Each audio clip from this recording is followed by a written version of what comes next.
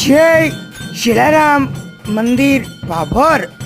આજે ગુરુવારના ખીચડી પ્રસાદના સહયોગી દાતા શ્રી ડીસીભાઈ ગોકલાણી સાહેબ રાધનપુર તાલુકાના રતનપુર ગામના વાસી, હાલ અમદાવાદના રહેવાસી, તેઓના પરિવાર તરફથી આજનો પ્રસાદ જલારામ બાપાના ચરણોમાં સમર્પિત કરવામાં આવેલો। જય જલારામ મંદિર, જલારામ બાપાનું મંદિર ભાભર ખાતે દર ગુરુવારે છેલ્લા 5 વર્ષથી જલારામ બાપાનું સત્કર્મનું કાર્ય ચાલી રહ્યું છે।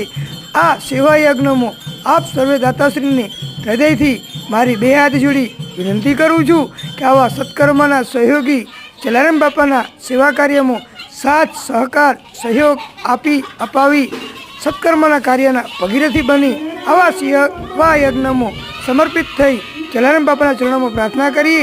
આવું સત્કર્મ કાર્ય સતત ચાલતું રહે। જય જલારામ।